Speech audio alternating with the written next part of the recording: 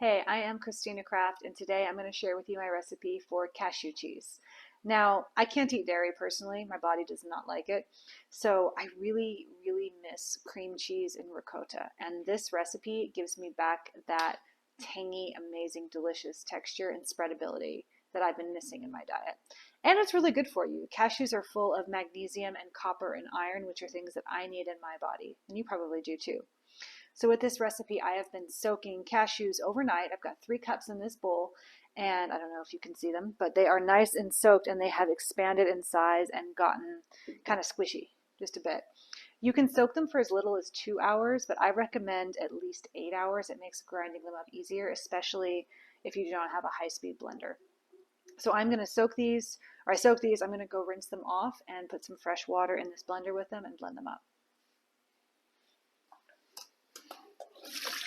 So I've got a fine mesh strainer here, and I've just dumped these in here, and just fresh, cool water. Whenever you're soaking nuts or beans, it is always good to rinse them off before cooking them.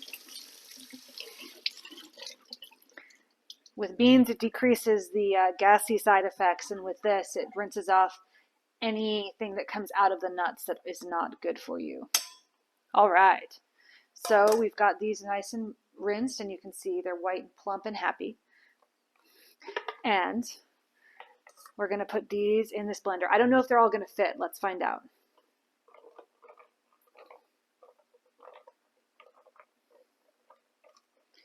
So I think I'm going to do this in 2 batches because when you have too many in the blender, it makes it really hard to grind them up, and you're not going to make this a super liquidy mixture.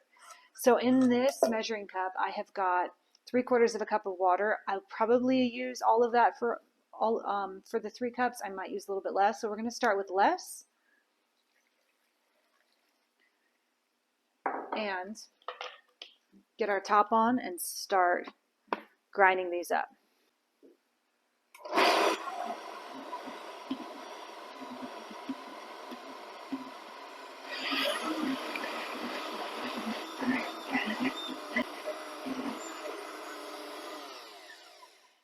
Okay, so what's happening here is I've added this water and I've got these starting to grind down, but they're just not coming together. So I'm going to add a little bit more. Depending on the humidity of where you are and the age of the cashews will depend on how much water you're going to add, which is why I'm not giving you a distinct exact measurement on water for this. So it's, in theory, just enough water where you get it to mix up and everything starts to blend through your blender and get creamy. So let's do that some more.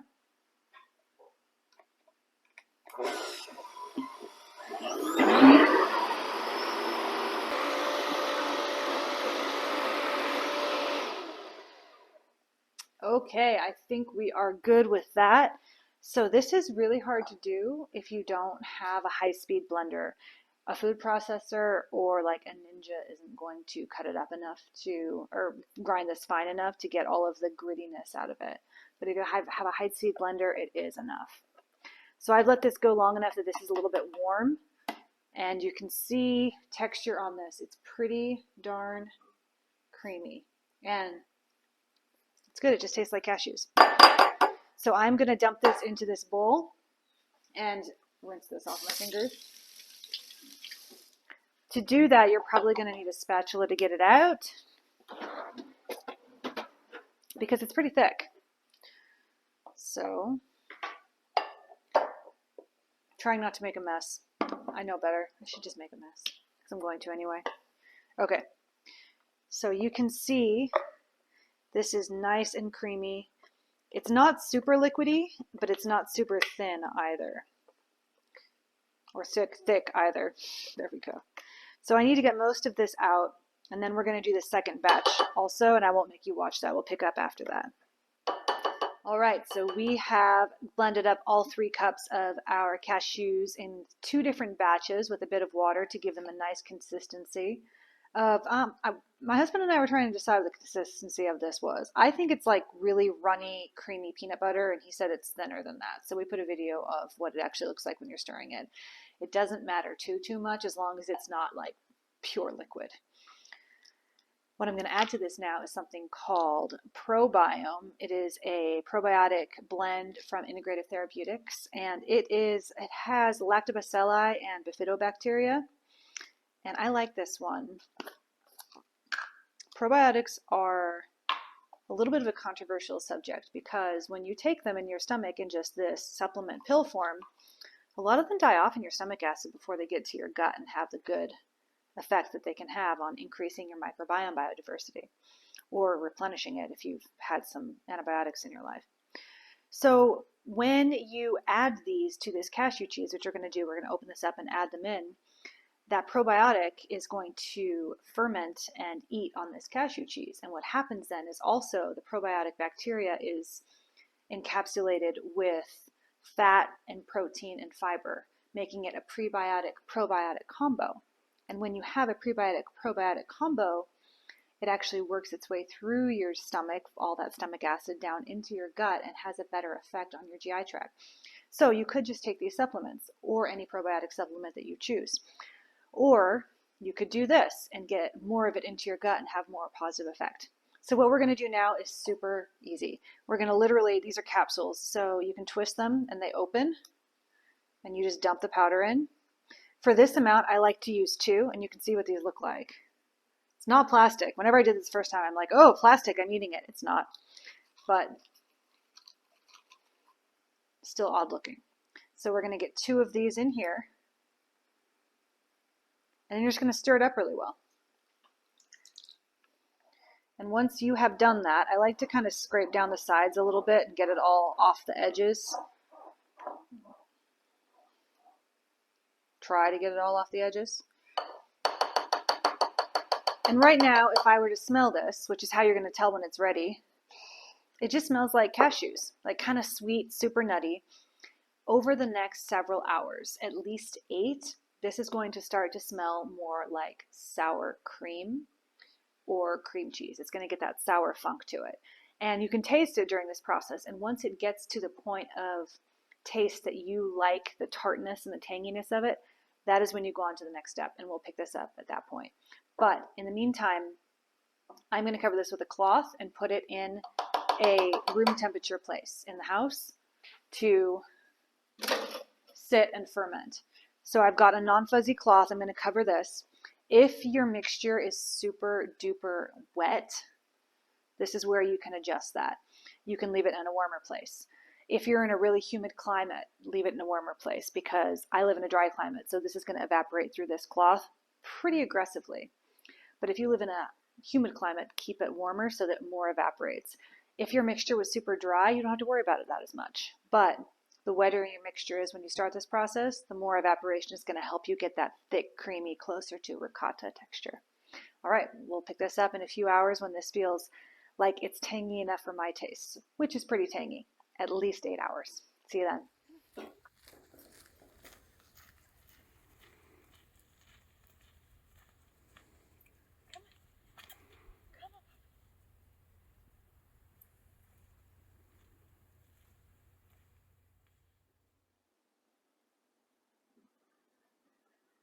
Welcome to our garden.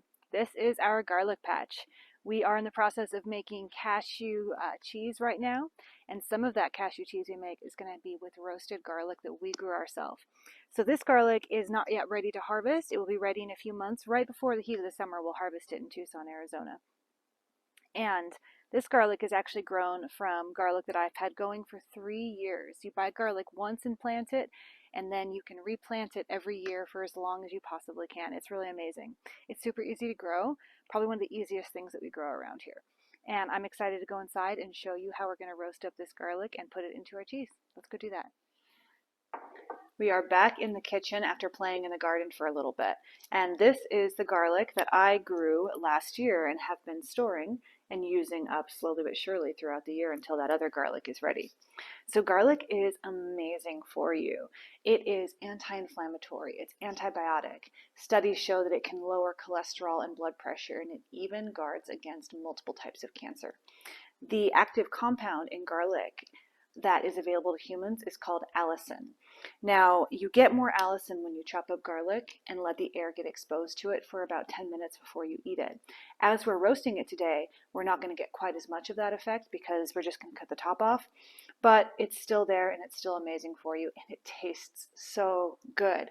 Good nutrition that feeds your body amazing food and nutrients can taste amazing for you. So let's get started. I'm going to chop off the top of these, but first I grew these so I left the long stems on. Yours from the store will probably be shorter. So I'm going to break this off and pull off some of these outer layers and make a giant mess, as I always do. All right, and then I'm going to take and cut off just the top. You don't want to cut the whole clove in half because then you lose a lot of the garlic. I'm going to cut off just the top here. Make sure you have a good hold on it and you have your fingers out of the way. So as you can see, I got just the tops off.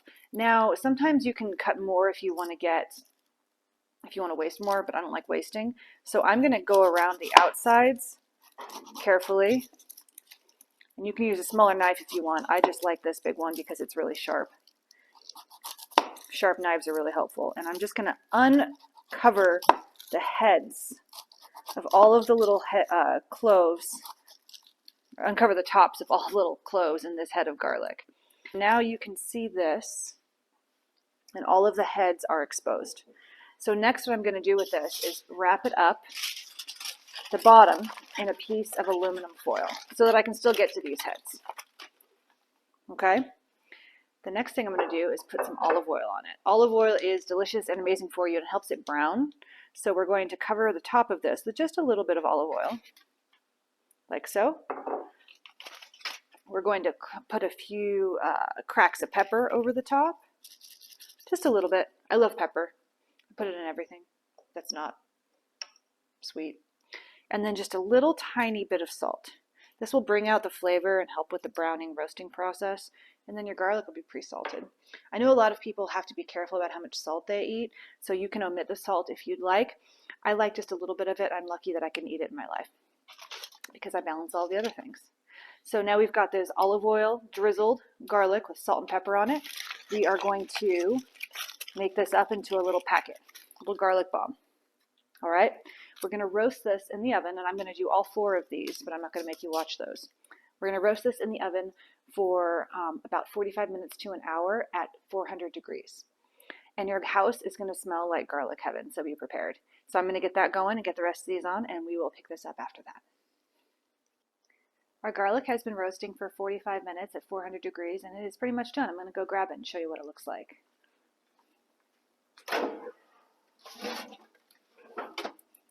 This has cooled. Don't try to grab the pan when it's right out of the oven. Okay, so we have our garlic bombs, and I'm going to open one up and check it out. The way to tell when they're done is when you squish them, they're squishy. Kind of like if you're baking a baked potato and it starts to get that squishy feeling, these get the same.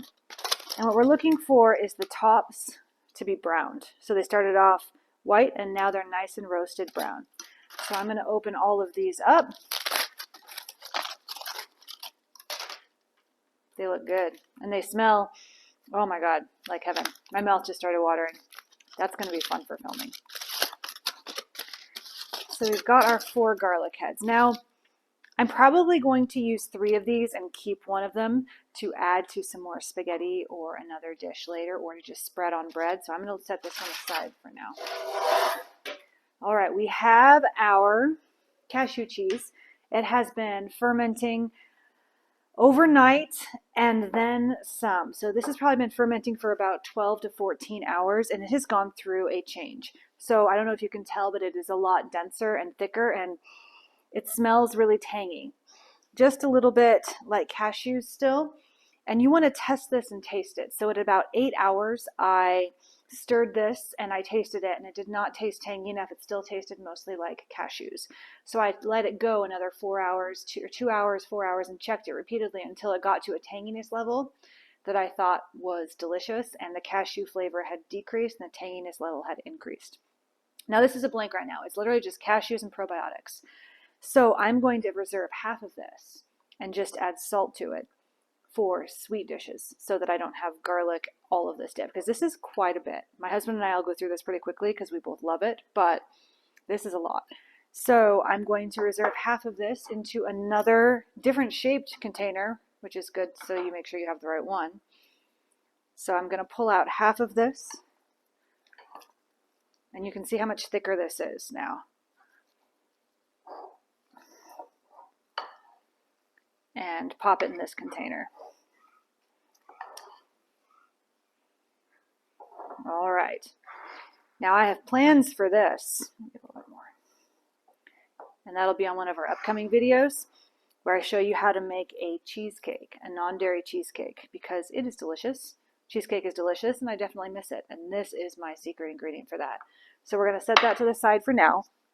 And we have about half of this garlic dip, or this cashew cheese left. That's going to end up being roasted garlic cashew cheese. So with these garlic cloves, you can get them out of the head of the garlic in two ways. You can either squeeze them and have them squeeze out, which is kind of satisfying, kind of messy. Or you can use a knife once you've started that and pick them out a bit. I find using a knife to pick them out a little bit easier sometimes. You get more of it out. But you can see that's just satisfying. Popping the garlic cloves out of here. Try not to get any of the paper, the garlic paper in there. So that's one. And this one I'm going to show you picking them out instead. So you can pick these garlic cloves out. Sometimes it comes out easy and sometimes it doesn't. I see one more hiding in this one. Okay, so we are going to mix all of this in. I'm also going to add salt at this point and a little bit of pepper. I'm going to get this goo off of my hands. And we have salt here. I use sea salt, kind of a medium grain. And this is to taste. If you like really salty things, you can add a little bit more salt. If you don't like really salty things, or if you're watching your salt content, you can add less. But with pepper, you're just going to add a few cracks. And then with salt, I do like to measure my salt in this so that I know how much I'm putting in and can adjust accordingly. I'm going to grab my measuring spoons. I'm going to start with a 1/4 of a teaspoon for this amount. So essentially this is 1.5 cups of cashew cheese, because we started with 3 cups of cashews and we ground it up. So this is 1.5. So I'm going to start with a 1/4 of a teaspoon of salt in this. We're going to give it a good mix.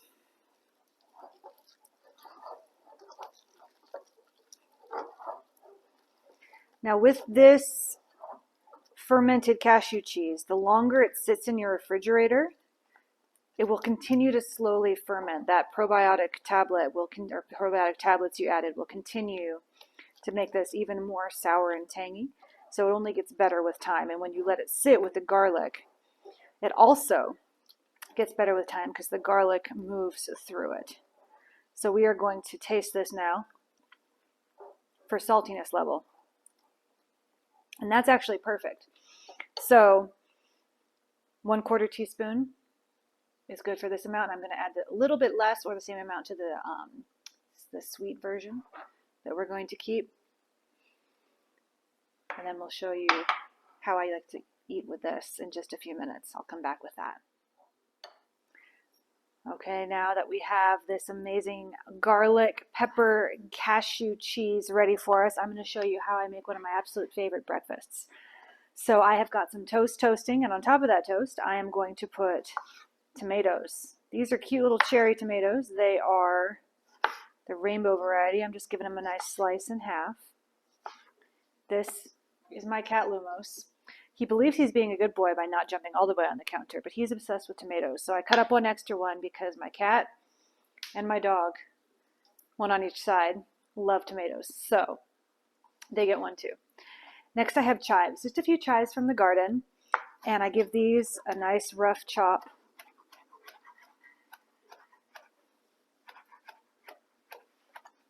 So just a few chives to go on top.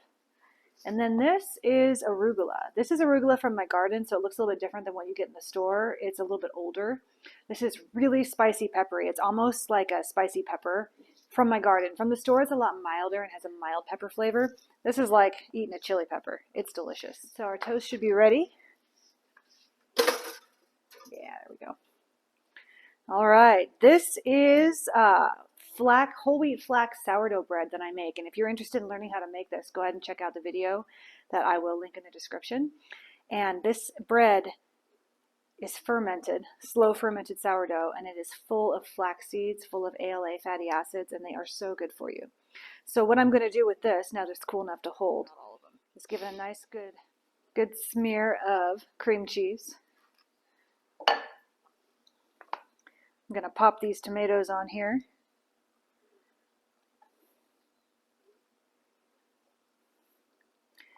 Gather up my chives, give them a sprinkle, and then a little bit of pepper.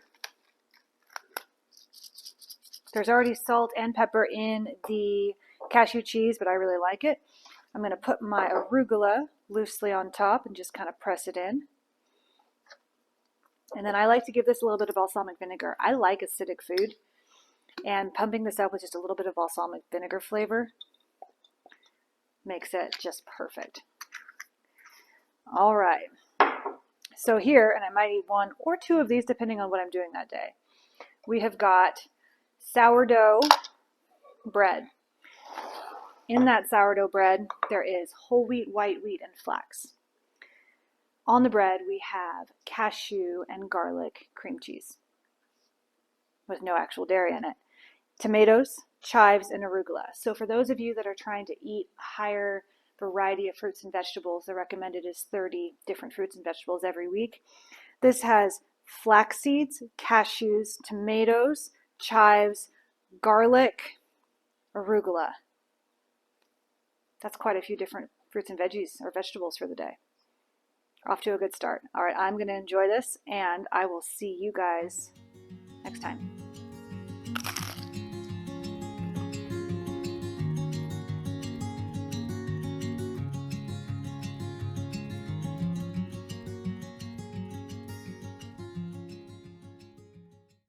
Probiome. It has got